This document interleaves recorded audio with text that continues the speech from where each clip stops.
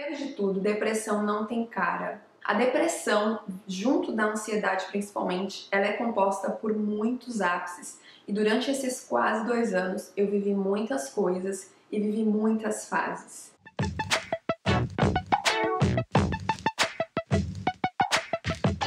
Oi, gente, tudo bem? Hoje nós vamos falar sobre depressão e ansiedade. Antes da gente começar esse vídeo, eu vou pedir para você se inscrever nesse canal, ativa a notificação para receber as novidades do canal, deixa o seu gostei para me ajudar a divulgar este vídeo e me segue nas redes sociais, que assim a gente mantém um contato diário.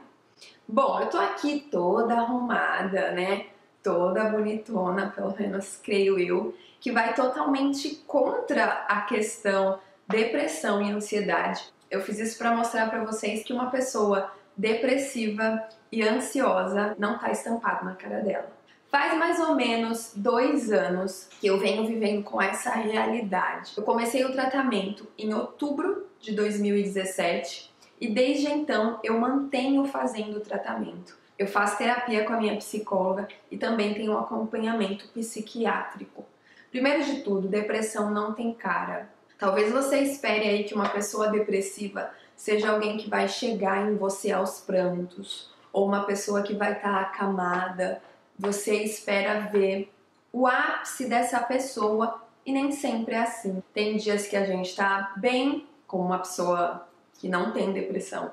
Tem dias que a gente tá mal, como uma pessoa que também não tem depressão. E tem dias que a gente tá muito mal. A depressão, junto da ansiedade principalmente, ela é composta por muitos ápices.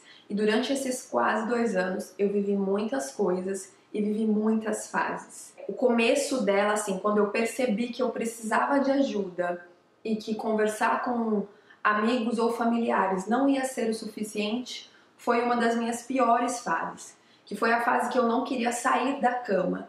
Que se eu pudesse ficar deitada o dia inteiro, chorando ou dormindo, que era uma das minhas fugas, e né, na verdade, dormir é uma fuga quando a gente não tá bem, eu ficaria. Só que acontece, eu sou uma pessoa normal, tenho que trabalhar, tenho as minhas responsabilidades, então eu segui minha vida mesmo assim, com todas essas dificuldades. Quando eu era bem novinha, meus 13, 14 anos, eu não acreditava em depressão. Eu achava que era uma opção a pessoa reagir e sair daquele estado depressivo, porque depressão, na minha cabeça jovial, era uma escolha. E aos meus 28 anos, uns 14, 15 anos depois, eu descobri que não é assim, que você não escolhe estar doente e que apesar de não ser uma doença visível, como a gente está acostumada, uma gripe, uma tosse, uma alergia, ela é uma doença que está no cérebro, que causa efeitos e os efeitos dela são devastadores. Eu tive algumas decepções também na depressão. Quando eu comecei a perceber que o meu estado não era uma coisa que eu podia controlar, eu gritei socorro. Como o meu socorro foi um socorro assim, ó, eu falei assim, normal, olha gente, eu não tenho mais vontade de viver. Não tive socorro. As pessoas só disseram pra mim, vai ficar tudo bem. Como se fosse só mais um dia normal. E eu cheguei a ser muito explícita. Eu não quero mais viver. Eu quero morrer. Será que alguém pode me ajudar? E eu não tive ajuda. Então, na depressão eu descobri também que a gente é muito sozinho. Muito sozinho mesmo. Que suas neuras, as suas dores, você tem que se responsabilizar por elas e tem que correr atrás. Você tem que correr atrás da sua melhora, da sua cura, porque absolutamente ninguém vai fazer isso por você. Eu busquei a ajuda da minha psicóloga quando eu tava estagiando ainda, né? Tava no último ano de faculdade, tava estagiando. Ela é minha psicóloga até hoje, assim. Amanda, não tenho o que dizer sobre ela, é um anjo na minha vida. A gente sabe que psicólogo a gente precisa pagar, mas independentemente disso, eu nunca vi alguém que se disponibiliza a falar com você 24 horas por dia.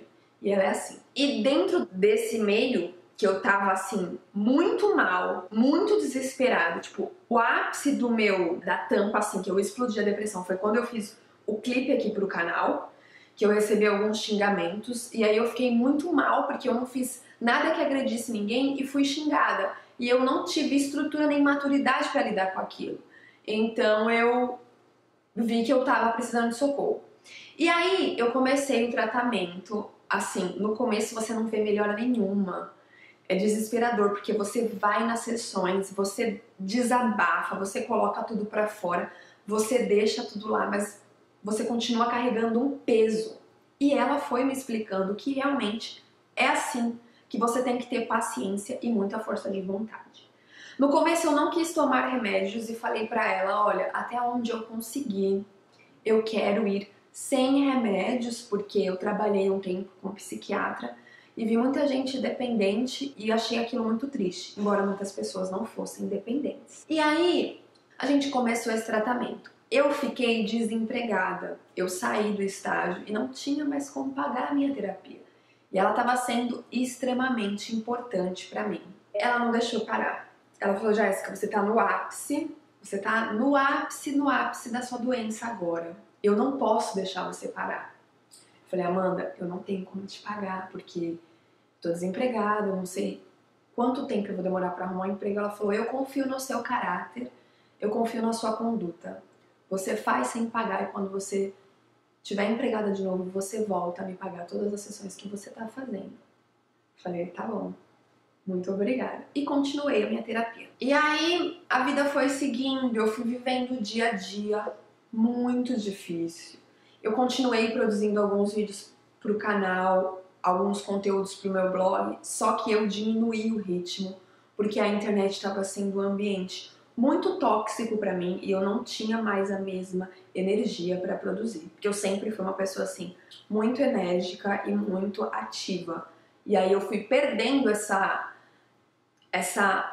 luz, sabe? Essa chama que eu tinha naturalmente, porque eu via que uma parte dentro de mim, que alguma coisa, uma peça, uma chave estava desligada, como se ela tivesse quebrada, e eu precisava fazer alguma coisa para consertar, e eu não sabia o que era. O tratamento seguiu 2017 todo, até então eu só fazia tratamento com a psicóloga. Ela me passava exercícios, toda semana eu estava no consultório dela, e assim seguimos. Eu me formei, ninguém da minha faculdade sabe disso, porque eu nunca comentei com ninguém da sala. Quem esteve do meu lado sempre e muitas vezes também sem saber o que fazer foi a Natália. A Natália em nenhum momento me deixou de lado. Inclusive, depois de muito tempo, ela contou pra mim que ela pediu para as pessoas à minha volta para virem até mim, para irem até a nossa casa me visitar, para ficarem mais presentes na minha vida, sem resultado. Não obtivemos resultado. Porque eu acho que as pessoas esperam que você vá sangrando buscar ajuda. Eu acho que as pessoas esperam que você esteja acamada, sem tomar banho, sem pôr a cara na rua. E essa nunca foi a minha realidade. Embora eu estivesse muito mal, todos os dias eu levantei da minha cama para tomar um banho e para fazer uma refeição, ainda que eu não tivesse vontade. Embora eu estivesse muito mal, eu nunca perdi a minha fé e sabia que em algum momento eu ia encontrar uma melhora. Embora eu estivesse muito mal e tivesse perdido a fé nas pessoas e a fé na vida, eu sabia que o amanhã viria. Ou não, porque infelizmente, e não é com orgulho nem alegria que eu digo que eu já pensei em me matar. Não porque eu não queria mais viver ou porque eu acho a vida chata, mas porque eu queria sanar de alguma maneira a dor que essa doença trouxe para mim. A dor de ter que enfrentar todos os dias uma coisa que eu não sabia o que era. E que estava me consumindo, que estava me maltratando, que estava me machucando. E aí eu precisei amadurecer muito, eu precisei me analisar muito. A Amanda foi me ensinando dia a dia a eu analisar os meus sentimentos, analisar as coisas que eu nem sabia que estavam me afetando, mas estavam me afetando. Esse é o problema, tem muita coisa que a gente não fala, muita coisa que a gente não põe pra fora e muita situação que a gente acha que não afeta a gente e que afeta e que machuca. E aí você vai adoecendo e você nem sabe que você tá adoecendo. E aí, de repente, quando você tá no ápice, que você pensa que você precisa de ajuda e você vai buscar essa ajuda. O problema disso tudo, gente, é que eu sei que tem muita gente que não tem condições de procurar uma terapia. Embora eu seja uma pessoa normal, eu não tenho responsabilidades que algumas pessoas têm, como filhos, sabe, uma família para sustentar. Sou eu e a Nath, então a gente trabalha pra gente, a gente faz as coisas pra gente. E assim, eu percebi que a minha saúde mental precisava de ajuda, porque só um profissional ia poder me ajudar. Porque mesmo que as outras pessoas pudessem, elas não quiseram assumir a responsabilidade de me ajudar.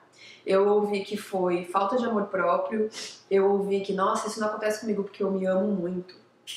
Eu ouvi isso vai passar, eu ouvi amanhã outro dia, eu ouvi várias coisas que não me ajudaram em nada. Que só me colocaram no fundo do poço e me levantaram questionamentos que eu não tinha. Pô, eu não me amo? Cara, eu me amo pra caramba! Eu não escolhi, tá assim, se eu pudesse escolher, eu nunca nem tinha conhecido a faceta dessa doença. E é uma doença que eu não... Gente, não desejo isso pra ninguém. Tá entendendo? É uma solidão de você mesmo, não é de ninguém. É uma dor que você não explica. É um escuro que não acende. É um buraco que não tem fim. É uma queda e você fica na queda, na queda, na queda. E aí, o que aconteceu? Em 2017, eu fiquei assim, virou o ano 2018, começo de 2018.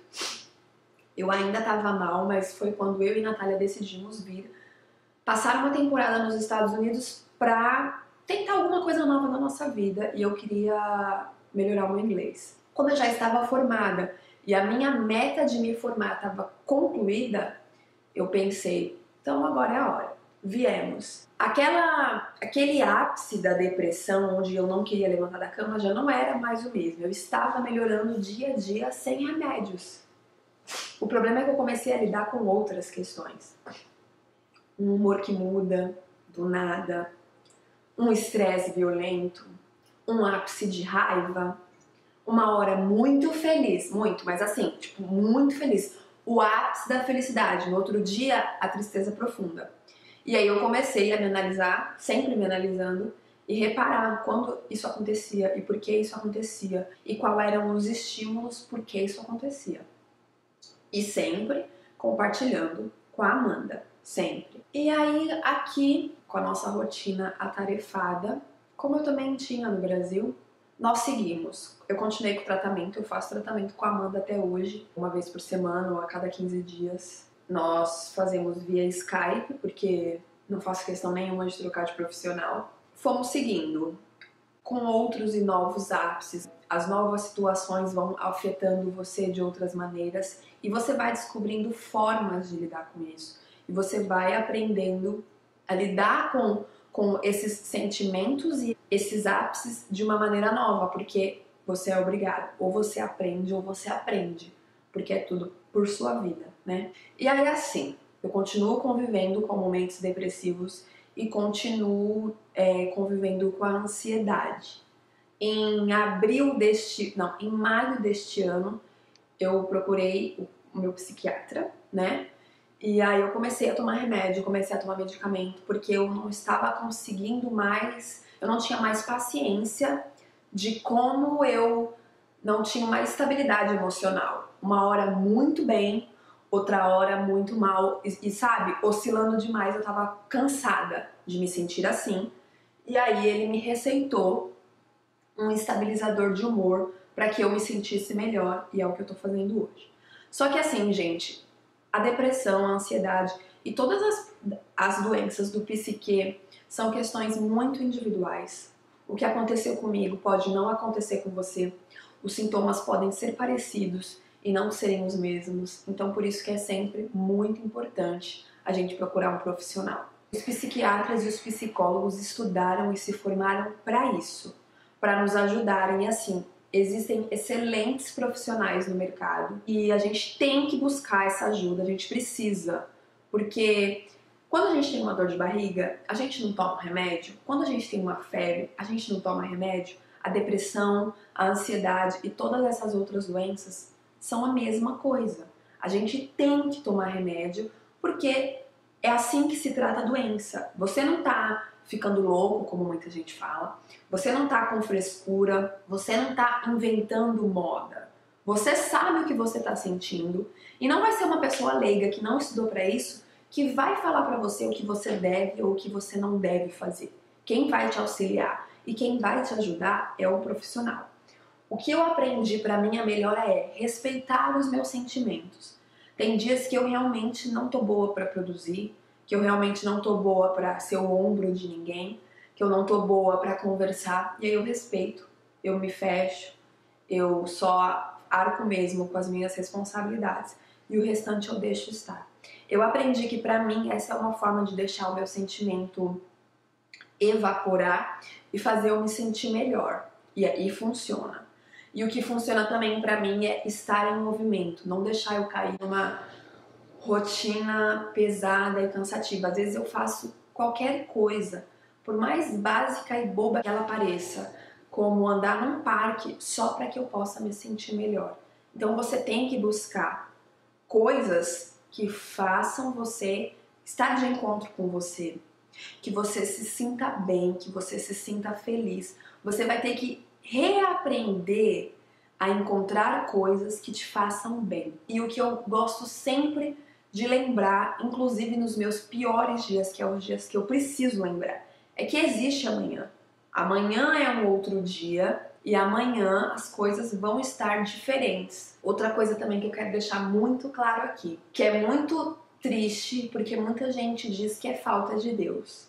Eu sou uma pessoa que converso com Deus frequentemente. Eu sou uma pessoa de muita fé. Eu amo a minha religião. Eu amo estar em contato com o divino. Eu amo pôr os pés no mar, estar em contato com a natureza, estar em contato com o que Deus deu pra gente. Eu sei que pode ter gente que é ateu assistindo esse vídeo, mas eu tô falando das minhas crenças. E assim, depressão, ela não é falta de nada. Ela é só mais uma doença que existe e um dos muitos fatores que colaboram para que essa doença seja tão frequente e tão constante na vida de tanta gente é o mundo como ele está. A crueldade, a falta de empatia, quantas pessoas se maltratam e machucam umas às outras, machucam os sentimentos das outras e aí as pessoas adoecem porque nem todo mundo fala. Tem gente que só ouve, sente, guarda e isso vai virando uma chaga dentro da gente. E é isso, eu quero deixar aqui pra você que hoje se sente assim, que se sente mal, que não sabe a causa, busca ajuda. Mas busca ajuda profissional, busca ajuda de alguém que tenha condição plena de te ajudar nesse problema e tenha paciência, muita paciência, porque é um dia de cada vez, é uma vitória de cada vez, é um passo de cada vez pra gente chegar na cura. E uma coisa que é importante a gente falar de como é necessário verbalizar os sentimentos, verbalizar a mágoa que alguém deixou em você, sabe? Colocar pra fora, porque é isso que a gente guarda, guarda, não resolve dentro da gente, acumula e transborda depois, sabe? Não ficar levando tudo na nossa bagagem e deixando ela tão pesada, porque aí vira um excesso e desse excesso estou aqui eu, 2 anos quase, lutando contra isso.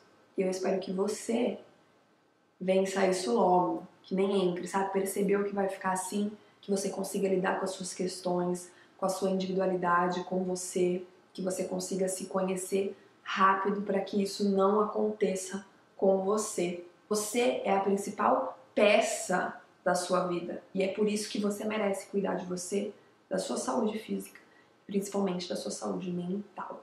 Eu vou ficando por aqui, espero que esse vídeo te ajude de alguma maneira também e que você veja que não está sozinho, a gente nunca tá, tem sempre alguém passando pela mesma situação ou por uma situação parecida. Vejo vocês no próximo vídeo, um beijo, fiquem com Deus, se cuidem, tchau!